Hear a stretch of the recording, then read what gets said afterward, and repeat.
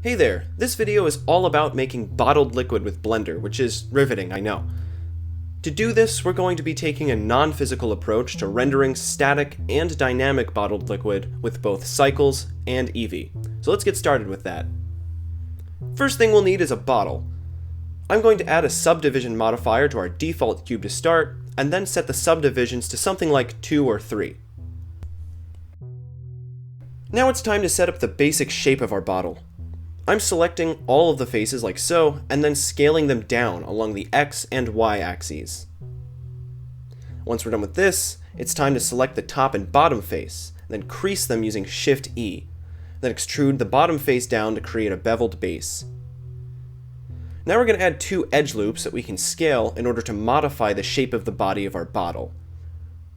This might also be a good time to tweak the base to make sure that it all lines up properly, so that nothing is disproportionate. Selecting the top face, we're going to create the rim of the bottle by extruding up and then scaling down. Extrude it again to create the spout, and then tweak that to your preference. Now we're pretty much done with the bottle, so we can just delete that top face. This will be important for later.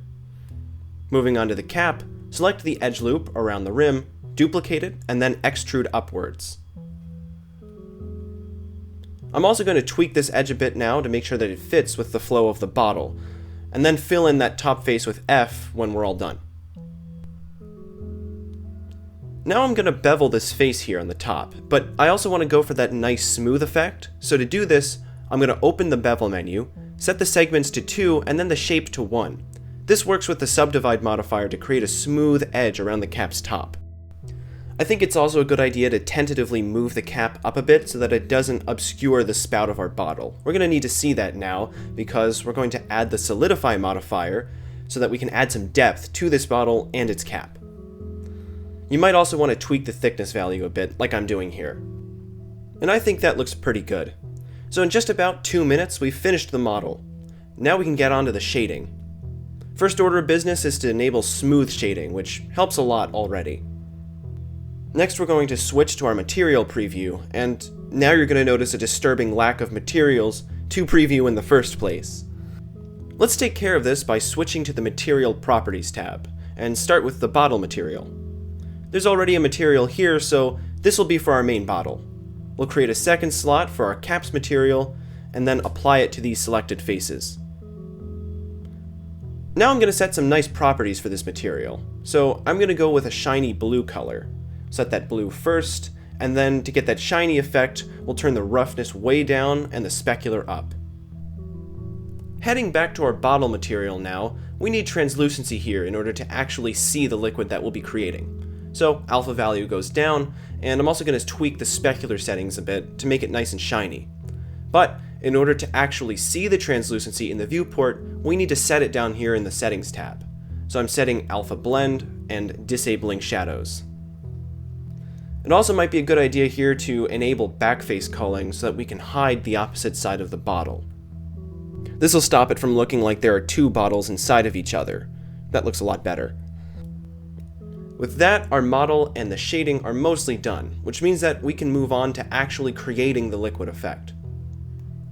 First thing we're going to do here is fit the bottle's mesh cage to its subdivision modifier. This will better fit our workflow from here on out. Now it's time to actually make the liquid mesh. I'm selecting all but the top few faces of the bottle and duplicating them. Now scale inwards and separate by hitting P. So this is now going to be a separate object, see? This means that we can actually get rid of that solidify modifier because this mesh isn't going to need it. With this object selected, I'm going to mask it out with numpad/, which lets us work on it completely unobstructed. With a clear line of sight now, we can fill in the top of the liquid mesh, like so. And now you might have noticed that this liquid object is still using the bottle's material. To fix this, we're going to go back to the Material tab, where we're going to make a new one just for the liquid. This is the important part. I'm going to start with a light blue color first, so as not to obscure the refraction too much. This will be important for previewing it.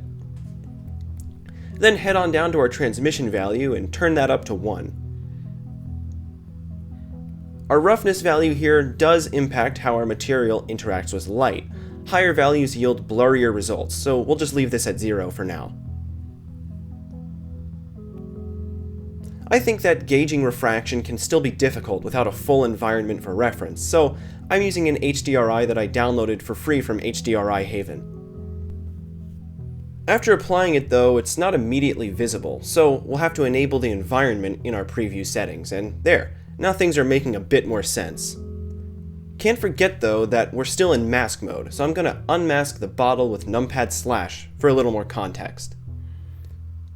Now's a good time also to tweak the liquid material a bit, so I'm going to change the color to a deeper blue to match that bottle cap. We're going to set this material aside for a bit now while we set up the liquid surface, because we're going to need that surface data to further develop the liquid shader later on. This liquid surface will be defined by a Boolean modifier, so let's set that up first. Start by adding a plane, and then make it big enough to intersect the whole bottle at every angle.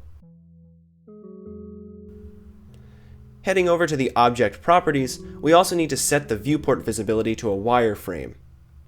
Once you've done this, disable it completely in the renders via the visibility tab. And what this does is it stops it from showing up when we don't want it to. Now that our intersection plane is set up, we can actually add the Boolean modifier to our liquid object. Let's do that. In the modifiers tab, I'm going to grab that and select the intersection plane as the object. This gives us a weird result, so we just need to switch to the intersection operation, and would you look at that, it works.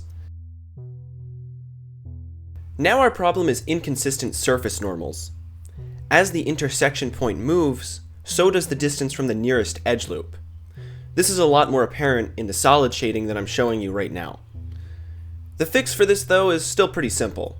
We're just going to add an edge split modifier to this mesh to separate the top faces from the sides. This masks the inconsistent topology and looks a whole lot better. The only problem that we have now is this sharp edge that's visible around the liquid surface, but don't worry, we'll mask this later. For now though, we're just going to set up the bottle's hierarchy with its surface plane. Select the plane first and the bottle second, then press Ctrl P to parent the plane to its bottle. I'm going to do the same thing with the bottle cap, first separating it from the bottle's mesh, and then parenting it to the object. Although I'm going to note that this is only really necessary if you'd like to take the cap off later, which you might not want to do.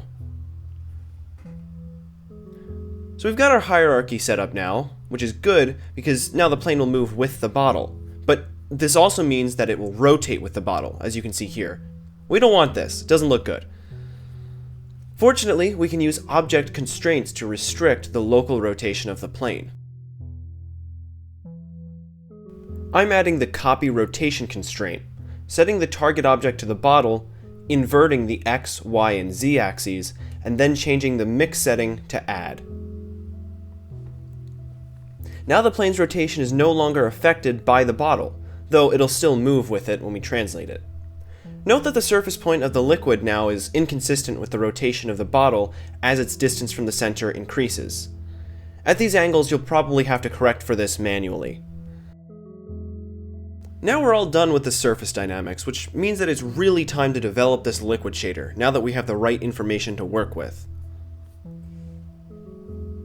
In order to add neat effects to the surface of the liquid, we need to grab the intersection plane's location data. We can do this with a texture coordinate node that references the plane. So we're just going to grab that like so. Now we're going to shuttle the positional data to a mapping node where we can easily transform it, which is going to come in handy pretty soon. So plug that object data into the position input of this node. We only really need the Z location here, so I'm going to add a separate XYZ node to get just that. I've also repositioned these nodes off to the side to get more space for the vector math node we're about to add and, well, everything that comes after that. So we're just going to add that vector math node, like so, and plug in our Z location to either of those inputs. We're interested in a distance function here, so let's switch to that. and we can use the output of this function to determine the factor of a mix node, which is what I'm adding now. Now I'm setting some color values for this node as well, so that when we plug this into our principled shader's inputs, we'll get this result. I want a slightly lower value towards the top, so I'm just going to switch these colors really quick, and now our transmission value decreases towards the top. Although this transition is still way too long for my liking, so I'm scaling it down via the mapping node. So just take that Z scale and turn it way up. And by now, we have basic surface effects.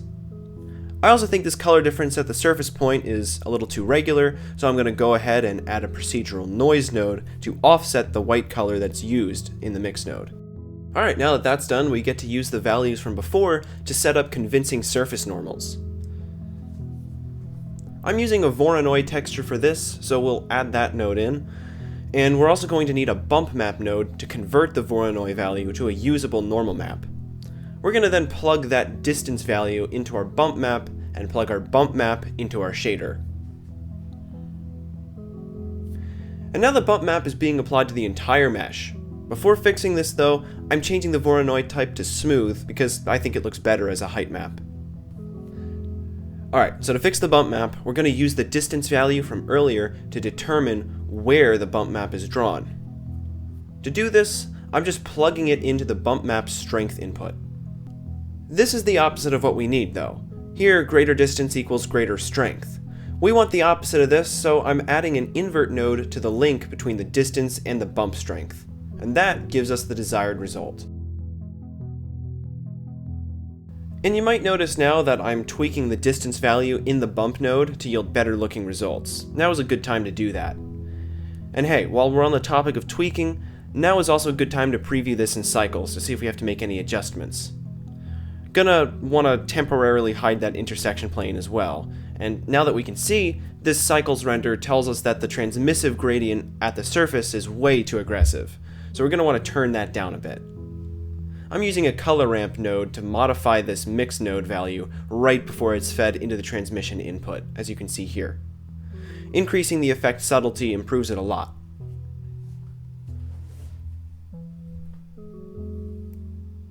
At this point, we're pretty much done with the shader setup. This means that we can go on to create the bubble particles next. The first thing we're going to need is a separate mesh to emit the bubbles from. Using a separate, smaller emission volume will ensure that bubble particles will have a chance to collide with the bottle's exterior. This will prevent them from flying outside of the actual liquid. To create that, we'll start by grabbing the liquid mesh, duplicating it, and then scaling it down a bit. This emission volume doesn't need the subdivision modifier, so just remove that, but be sure to keep the Boolean modifier because it's important. We're also going to remove these extra edge loops because they can get in the way of the displacement modifier we're about to use. And then I'm also going to adjust the scale a bit. That's something we're going to need to do a lot. As you can see here though, this emission volume is still touching the surface of the liquid. This is bad because the bubbles won't have a chance to be destroyed by the surface point if they're being generated inside of it all the time. We're going to need a workaround for this, so like I said before, we're going to add a Displace modifier, selecting that now. Initially though, this has the opposite of the intended effect and actually puffs things out. By using a negative strength value, we can procedurally shrink this emission mesh properly, though this is still a bit too tiny, so I'm tweaking the scale a bit. Remember that bubbles will only be emitted inside of this mesh. Too small and it starts looking unrealistic. With that, our emission mesh is all done, but before we can get to the actual particle system, we still need a bubble model to use with it. We all know what bubbles look like, so this doesn't have to be hard. Start with a UV sphere. It doesn't have to be high poly, so turn the segments down to 16 and the rings to 8. Now we get to set up the bubbles material. This too is going to be pretty easy. I'm creating a new one, and then I'm turning up that transmission value to 1. Call it a hunch, but now might also be a good time to smooth shade the sphere. This also makes it apparent that we should be turning the roughness down of the shader. This is starting to look a lot more like a bubble now. So we can head on back to that bottle model because we have everything we need to create the particle system. Start by selecting the emission mesh like this, switch to that particle system tab, and then create a new one with that plus icon. Now this is going to require some setup. Firstly, I'm going to set the frame end value to 120. That's how many frames I plan to render, so I'm also going to set that in my timeline preemptively. Note that the number of particles that we emit will be emitted over this many frames. Moving on, it's time to set the particles to our bubble model. Open the Render tab, set Render As to Object, and then select the bubble model below as the particle object. Finally, I'm going to be turning off Show Emitter. Now we need to make these particles behave like actual bubbles, so head on down to the Field Weights tab. Here we can modify how different forces are going to affect our particles. We're after the gravity value here, so I'm setting some slight negative value to sort of emulate buoyancy. The particles still look weird though, and this is because we actually have to set their emission settings. In that tab, open the source settings. Set the Emit From dropdown to Volume, and then enable the Use Modifier Stack. This will ensure that the bubbles are emitted from the volume of our procedural mesh, as you see here.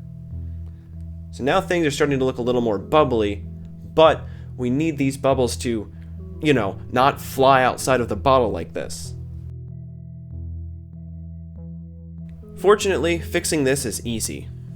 We need to add collisions to both the bottle object and to the intersection plane, so that when particles collide with these objects, they'll just be destroyed. With the bottle selected, visit the Physics tab, and then select Collision. Now the only setting that matters here is Kill Particles. This should be pretty self-explanatory. I'm also going to do the exact same thing for the intersection plane now, adding collisions and enabling Kill Particles. Previewing the bubbles now, it's clear that they're not leaving the bottle at all. This is great, but the added context really highlights that we still need to adjust the bubble particles a bit. Back to the emission mesh, I'm going to be revisiting that particle tab. First thing I'm going to do here is lower the particle's inherited velocity. This will reduce how much they fly away from the emission mesh, allowing the more subtle force of gravity to be more apparent. It also looks like these bubbles are a bit too big, so down on the Render tab, I'm going to halve the scale. You also might want to set some scale randomness, but I'm leaving that out for now. So that just about does it for the bubble particles. I'm going to switch to the Cycles viewport now to see how it will look in the final render. Now that we're viewing this in Cycles, I'm going to make some tiny appearance-based tweaks. Back in our Evee preview, on the other hand, you might have noticed that the bubbles have just completely disappeared. We're going to fix this right now. So open that liquid material, scroll down to the Viewport Display tab, and then enable Screen Space Refraction. This does nothing so far, but we're getting there. Next we're going to open the render properties. Switch over to Evee temporarily, because this will expose the Screen Space Reflections tab. Enable it, and then also enable the Refraction bool. Now the bubbles are totally visible, but something's still not right. To fix this, I'm also going to adjust the thickness here. Set the value to 0, and then things start looking a lot better.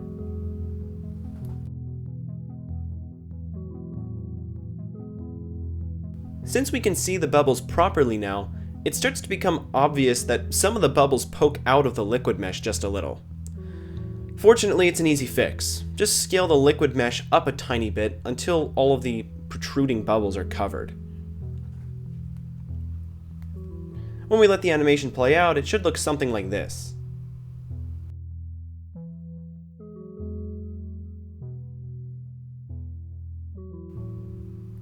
Now that the main components of this liquid are done, we can create a test animation to bring it all together, so we can get to see the bubbles and surface dynamics inside of our actual bottle mesh. To start, let's head over to that Animation tab. For For this animation, I'm going to be using some sine waves to determine the angles of the bottle over time. We'll be needing the graph editor for that, so I've opened that on our left-hand window. We're going to need rotation keyframes as starting values for the sine waves, so let's add that to our bottle by pressing I and selecting rotation. We can see this new keyframe in our graph editor. Inspecting that value shows the individual rotation axes, which we can then add procedural modifiers to. Press N to see the Properties tab. In this Modifiers tab, add a built-in function. This is the sine wave that we're going to need. The default values here are still kind of suck, so I'm going to tweak them until they look a little more appropriate. I'll start by turning the amplitude down like that. 0.25 is a bit too little, so I'm going to settle for a 0.5. Next up, I'm decreasing the phase multiplier. This effectively slows the rotation's rate of change. This here is still a little bit too fast, so I'm going to further reduce that to 0.125. That seems to be a good value. Now we're going to do the exact same setup, but for the y-axis. I'm going to add that built-in function modifier first, and then I'm going to set values that are roughly half of what we used for the x-axis. That means 0.25 for the amplitude and something like 0.1 for the phase multiplier.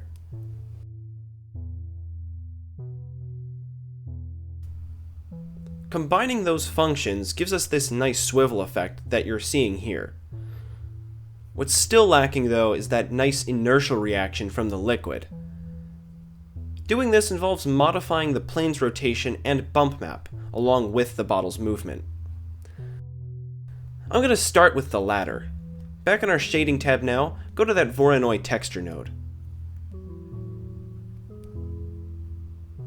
Select the drop-down and switch the 3D value to 4D. This exposes that fourth scalar, which, when adjusted, modifies the appearance of the texture. You probably know where this is going. We're going to animate this value to warp our liquid surface as the bottle moves. This can be done quickly by creating a new window below our shader graph. Set this window to the timeline so that we can use it to keyframe this value. Keyframe at the start by pressing I on that value, set it to something like 2.5, and then do that again at the final frame.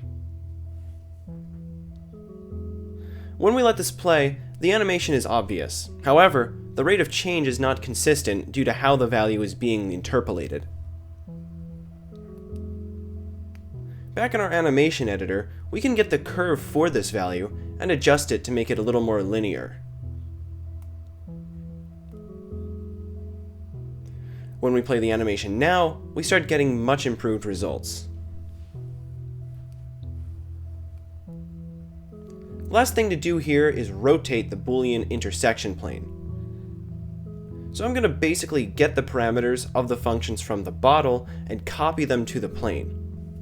Selecting the plane, I'm going to frame 1 of our timeline and then adding a rotation keyframe for us to work with. Get the y-axis in our graph editor and add a sine wave modifier. Once that's in there, just set our values from before, 0.25 amplitude and 0.1 phase multiplier. That looks good, but what we really want is a slightly delayed effect to give a sense of inertia. So set the phase offset value to something like -1. Now that looks even better. Alright, let's set the same thing for our x-axis now. Get those values from the bottles function and then copy them to the plane. So add that modifier, set the amplitude to 0.5 and the phase multiplier to 0.125. Then also set the phase offset to something like -1. So there we have our inertia effect. It's cool, but personally I think it's a bit much, so I'm going to have the intensity of the plane's modifiers. I'm going to be doing that in both the x and the y-axis to keep it proportional. Of course, you might want to leave that intensity at its original value. Really, it's up to you. Before we can actually render this though, there's one thing left to do. Now that our movement dynamics are all done, we can finally bake our bubble particle system. Select the emitter and, in the Particle System tab, scroll down to the cache, and then click Bake. Once that's done, this wraps up the bottled liquid effect that we were going for. Now we can render it and see how it looks.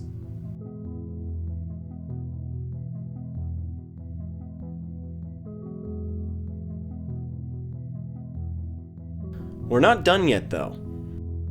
In the thumbnail for this video, I've also added a surface ripple effect to the liquid that you can see here. This is actually really simple. All we have to do is procedurally warp the surface plane. So we'll need a subdivision modifier set to simple mode. So let's add that. Set the viewport and render subdivisions to something like 7 so that we now have the vertices to work with. Now we add the Displace modifier and add a new texture.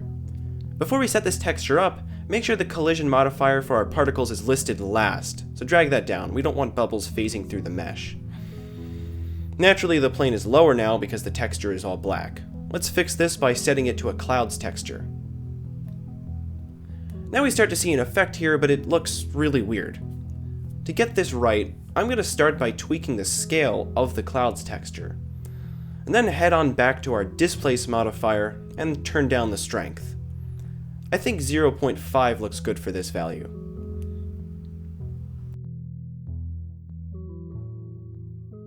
You're also going to want to make sure that your plane is smooth shaded in order to avoid weird surface normal artifacting. I prefer this surface displacement method for static renders, though I did try rendering it out in an animation to less than satisfactory and even sometimes unpredictable results. So I recommend leaving it out for animations. Finally, on screen right now is some footage of me tweaking the shader values a bit to better accommodate the displacement. What we were using before for the flat surface might not cut it for an actual wave effect. And that just about does it for the bottled liquid tutorial. Thanks for watching, and I really hope this video was informative. Don't forget to subscribe to the channel if you want to see more of my content in the future, and I'll see you next time.